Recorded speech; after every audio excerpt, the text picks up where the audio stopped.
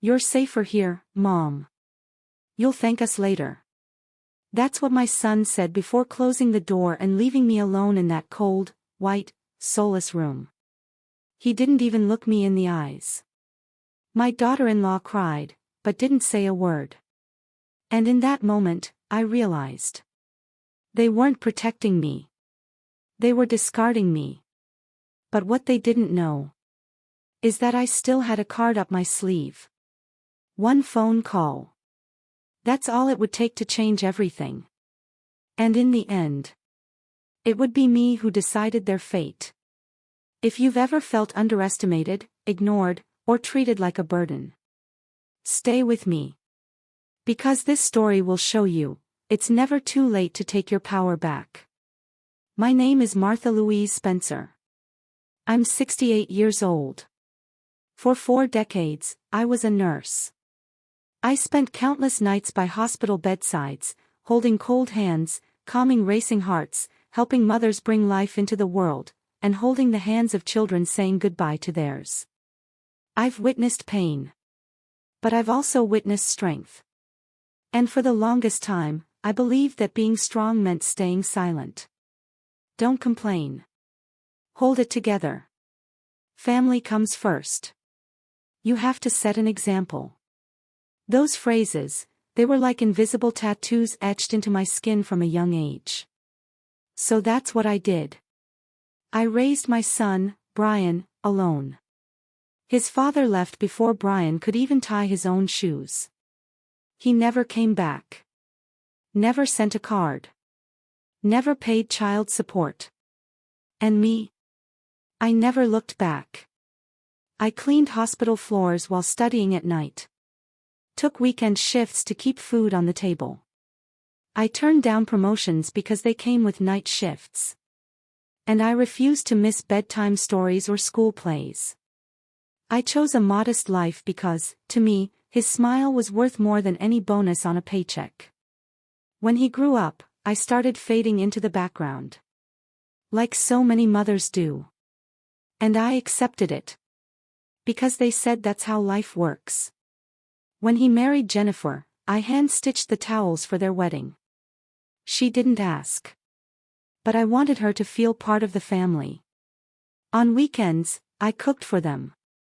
I watched the grandkids with joy. Not out of duty, but out of love. Because caring was what I knew best. But one fall in the bathroom. A twisted ankle in the middle of the night. And everything changed. An ambulance was called, just in case. A CT scan showed nothing alarming. But suddenly, I wasn't a mother. I wasn't a grandmother. I wasn't a nurse. I wasn't a woman. I was a problem to be solved. She's getting confused. She's forgetting things. She can't live alone anymore. And just like that. No warning. No conversation. They placed me into a facility. Not a hospital. A place with locked windows, hollow laughter, and hallways that smelled like abandonment. A nursing home. And the cruelest part. They said they were doing it out of love. That first night felt like mourning. Like mourning myself. The room smelled like things that had stopped being washed a long time ago. Expired disinfectant, old dust, and silent despair. The furniture had no soul. The beige armchair was more gray than beige. The closet sighed every time I opened it. And the bed creaked like it resented my presence. On the wall, there was a crooked crucifix. And a framed picture of a generic landscape. The kind that pretends to be peaceful but only reminds you how far you are from home. Nothing in that place felt real. Not even me. The emergency button, the only symbol of safety, was placed just far enough from the bed to be useless for someone labeled as fragile. And it was there, lying in the dark, eyes wide open, that I realized. What hurt the most wasn't my ankle. It was the way my son looked at me. As if I was already gone. As if I no longer existed. Jennifer cried, but she couldn't look me in the eye. Brian spoke in a voice that pretended to be tender. "It's just for a while, Mom. You'll understand. It's better for everyone. Better for everyone. Except me." They left. The door shut. And the sound of their car driving away felt like the final nail sealing my independence. In the days that followed, Jennifer didn't come back. No phone calls. No messages from the kids. Brian kept saying he was handling paperwork. And I just sat there, listening to the slow conversations of the other women. Watching their lost eyes, trembling hands, and scrambled memories. But my mind was clear. Sharp. Awake. And that clarity, it hurt. Because I remembered everything. I remembered how I'd cook for hours and get nothing more than a "cool" while they scrolled on their phones. I remembered how they'd cut me off mid-sentence with, "You already said that, Mom. You're forgetting again, Mom." I remembered the conversation about selling the house. And how Brian had laughed with that patronizing tone. "Relax, Mom. This is grown-up stuff." Even though I was the one who owned the house. He removed my name from the bank account. Changed the title deed. And later, I found out he had declared me legally unfit. One signature. One pen. One trusted family doctor. And just like that, my 40-year story became a file in a drawer. I was that elderly lady who needs supervision. And no one questioned it. Because, after all, mothers age. They get confused. That's just how it goes, right? But not for me. Not like this. Not without a voice. Not without a fight. In the rec room, I overheard two nurses talking. Some kids just dump their parents here so they don't have to deal. They keep the house, the money, and disappear. In that moment, it felt like I'd been slapped. Because they were talking about me. But I didn't cry. For the first time in a long while. I didn't cry. I felt anger. And with that anger came clarity. They might have forgotten me. But I remembered who I was. Dignity. Resilience. Memory. They still lived inside me. And sitting there, in that stained armchair, I made a choice. Either I stand up now, or I never will. And just like that, silently, I began planning my escape. By the third week, something inside me cracked. Not my body. That had long been marked by decades of work and sacrifice. It was something deeper. Something almost invisible. A part of my soul. Had finally grown tired of being ignored. The place was the same as always, beige walls, the stale smell of reheated coffee, the TV blasting too loud for ears already worn by time. Voices blended with the ticking of the clock. As if time didn't move forward here. It just circled in place. It was Sunday. Outside, a soft rain fell like a silent lament. Droplets slid down the windowpane like tears no one dared to cry. I sat in the chair by the window. Wrapped in the same blanket Jennifer had left behind. "To keep you cozy," she said. Funny how the same people who take the ground from under you also hand you a cushion. They stole my freedom. And gave me a blanket. And that was the day I saw Cheryl for the first time. She was young. Way too young for a place this hopeless. Her eyes were alert. Her steps light. Her smile, sincere. Almost out of place. Like the world hadn't broken her yet. She walked up to me with a tea tray. "Ms. Martha, do you need anything?" "Yes," I said without thinking. "I want my life back." I smiled, trying to soften the weight of my words. But she didn't laugh out of politeness. She just looked at me and said, "You know, a lot of people here say the same thing. And does anyone listen?" She lowered her eyes. "Almost never." Her honesty pierced through me. And for the first time since I'd arrived, I felt seen. The next day, she came back. Same time. Same gentle smile. This time, she brought the tea, and a question. "Would you like to talk?" And I did. I broke down. I told her everything. The abandonment. The betrayal. The day my son stopped seeing me as his mother and started seeing me as a logistical issue. I told her about the letter I never read. The document I never signed. The doctor who barely even looked at me. I told her about the house I built with my own hands, now under someone else's name. About the bank card that vanished. About my pension, now managed. About the hollow look in Brian's eyes as he left me there. Like he was returning something to storage. Cheryl listened quietly. With empathy. She didn't interrupt. She didn't judge. And when I finished, my throat raw, my eyes glassy, she asked, "Are you absolutely sure you never signed anything? No consent? No forms?" "Absolutely." She looked at me, serious. "Because if your signature's on those papers, and you didn't give it willingly, that's a crime, Ms. Martha. A serious one." My heart pounded.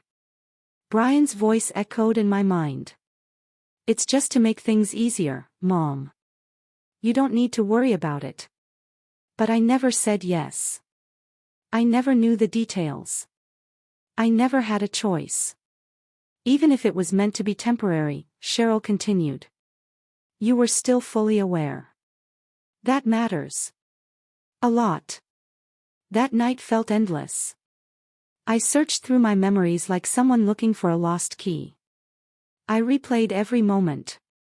When the visit started fading. When they started speaking about me in front of me.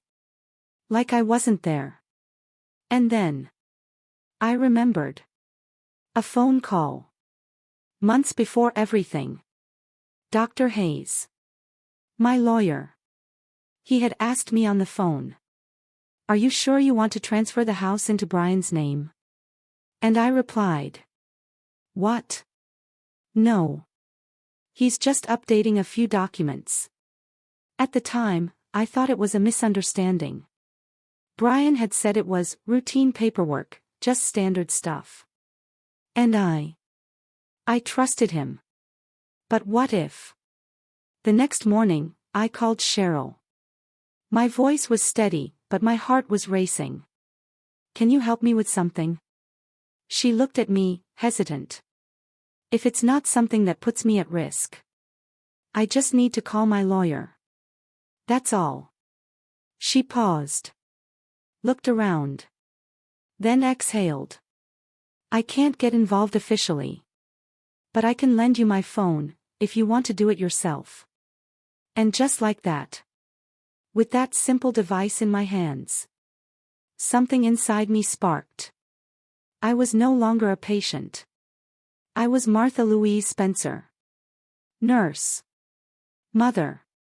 Woman. And now. The investigator of my own story. I took a deep breath. Dialed the number I still remembered by heart. And waited. The phone rang 4 times. On the 5th, it went to voicemail. But I didn't hesitate. "Dr. Hayes, this is Martha Spencer. I need to speak with you urgently. If you remember the issue with the house deed. I need your help now more than ever." Minutes later, the phone vibrated. A text message. "Can we talk now?" I called him back, my hands trembling. "Miss Spencer. I'm so glad you called. I've been trying to reach you for weeks. All your numbers were disconnected. I thought you had changed your mind. They took my phone." "Who did?" "My son. Brian. He put me in a nursing home, said it was for my own safety. Silence. A long sigh on the other end.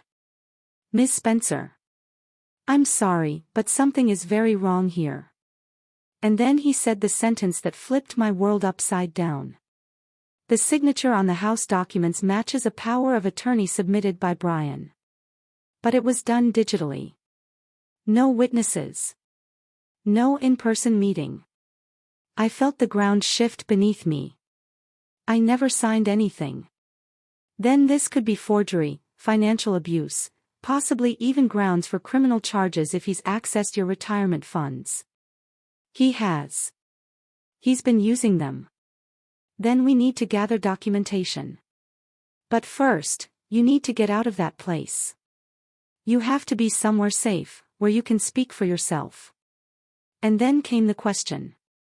Do you have anyone you trust? Someone who can come get you? A name surfaced in my mind like a whisper from the past.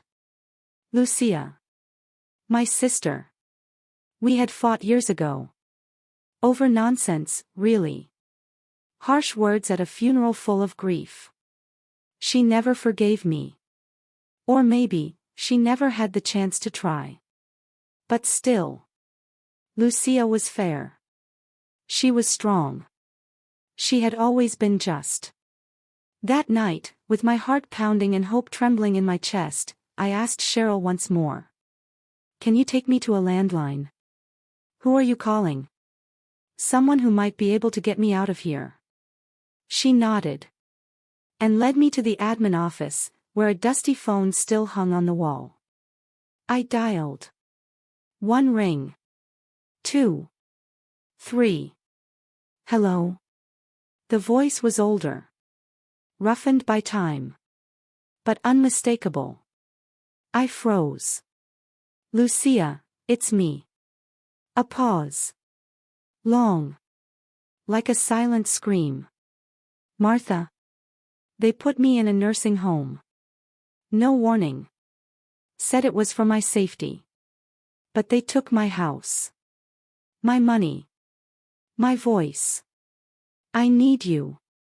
And then came the most unexpected reply. Tell me where you are. I'm on my way. 2 hours after that call, she arrived. I saw Lucia walking through the lobby with fast, determined steps. Her plaid coat was open, her face bare, hair streaked with silver and tied back with a loose band.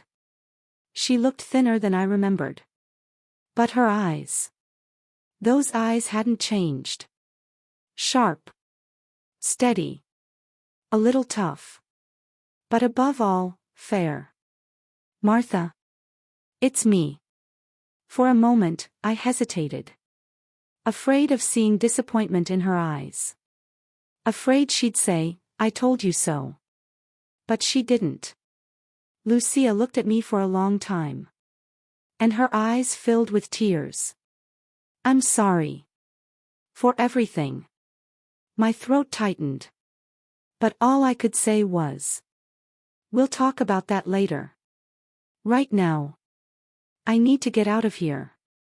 And she didn't hesitate for even a second. She went straight to the administrator's desk. Presented her ID. Spoke with clarity and confidence. And used her title like armor. I'm a retired journalist. I know the law. And I have a lawyer ready to challenge this unlawful placement. Her tone wasn't aggressive. It was relentless. A woman who knew what she was doing. Who maybe had been waiting for this moment all along. Maybe, she needed this, too. The staff wavered. They called the supervisor. The supervisor called legal. But I already had my purse on my lap. And my heart pounding. By the time they said, we'll be reviewing the documentation and following up. But I was already in the car before they could even find the files. The first gust of cold air hit my face as Lucia rolled the windows down. It was autumn. The leaves danced across the pavement like unsent letters. And the smell of freedom was real. That night, I slept at Lucia's place. It was small. 2 bedrooms. Worn furniture. Bookshelves overflowing with dusty novels. But it had a warmth I hadn't felt in years. Chamomile tea in a ceramic mug. A blanket that smelled like fresh laundry. And silence. The good kind. In the following days, I began rebuilding my life, piece by piece. I spoke to Dr. Hayes again. He had already gathered the evidence. Forged signature on a power of attorney. Illegally transferred house deed. Unauthorized withdrawals from my retirement account. Brian had moved everything into a joint account.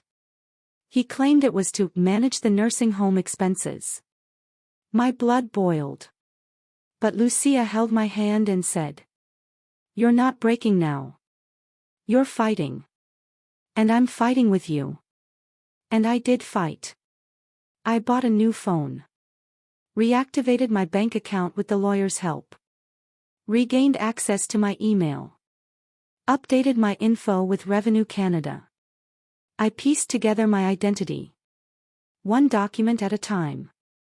I joined a support group. Women over 60 who had gone through similar betrayals. Sons who took everything.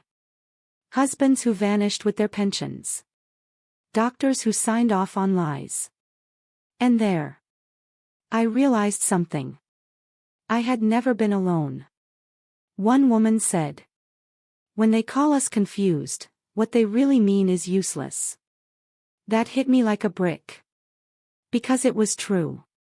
But that truth didn't have to be the end of my story. That's when I started writing again. It began with a simple blue notebook. In it, I wrote my story. Then Clara's. Then Nadia's. Then Teresa's. Lucia saw it and said, "This needs to be published." She helped me set up a blog. Simple. Clean. Elegant. The name? Invisible No More. Within a week, the comments started pouring in. "This is my story. Thank you for putting into words what I couldn't. You gave me strength." I received emails. Letters. Messages with tears behind every word. I was back. Whole again. And this time. With a voice. The first contact came through a cold, nervous text message. A short iMessage. Dry. Hesitant. Full of fear disguised as concern. "Mom, please call me. Things are getting out of hand. Can we talk?" "No, how are you?" "No, I'm sorry." Just panic, disguised as concern. I ignored it. 2 days later, Lucia's phone rang. It was Jennifer. Her voice trembled. "Martha. I know you're hurt. But Brian's falling apart. The police came by. His lawyer said it's serious. Forgery. Misappropriation. Illegal placement. Silence. He's having panic attacks. Can't sleep. He says, he only wanted the best for you." The best? Taking my house. Signing in my name. Locking me up like some senile old woman. "Jennifer, you left me no choice." And I hung up. The next morning, the official notice arrived. The judge had approved the case. That one phone call from inside the nursing home had opened a door they would never be able to close again. And then, he showed up. The doorbell rang. Lucia peeked through the window. It's him. Brian. Messy hair, red eyes, and the same worn-out leather briefcase he'd carried since college. He looked smaller. Sunken. Empty. "Mom. I don't know what to say. I was scared. When you fell. I felt like I was losing control. I was just trying to prevent the worst." He was trying to avoid discomfort. He was trying to manage what was no longer his to manage. You tried to turn my life into a spreadsheet. I made a mistake. No, Brian. You made a choice. He lowered his eyes. Please, forgive me. Forgiveness was never the problem. The problem is trust. And that will take time. If it's even possible. He opened his briefcase and handed me some papers. Here. The house documents. They've been reversed. The deed is back in your name. The lawyer's been notified. You won, Mom. But I didn't take the folder. Lucia took it for me. I didn't need the proof. I had the truth. And more than that. I had my freedom. And in that moment, I finally understood. My revenge wasn't watching him suffer. It was looking in the mirror, and seeing a woman who had saved herself. Months have passed. And today. I'm sitting on the porch of a small house. But it's full of life. The kind of place you don't just find. You feel. The garden is modest, but it blooms as if planted by freedom itself. Lavender, daisies, pink hydrangeas. Birds visit me every morning. One in particular, a curious robin, always lands on the same branch. Like it knows me. And the silence that once felt heavy now feels peaceful. The old house. I sold it. Not because it was just a building. But because it held memories I no longer needed to carry. With the settlement money and the pension I reclaimed, I bought this new home. Smaller in size. But vast in meaning. I started over. From scratch. At 69 years old. And you know what? It feels lighter than I ever imagined. I didn't need to prove anything to anyone. I just had to remember who I was.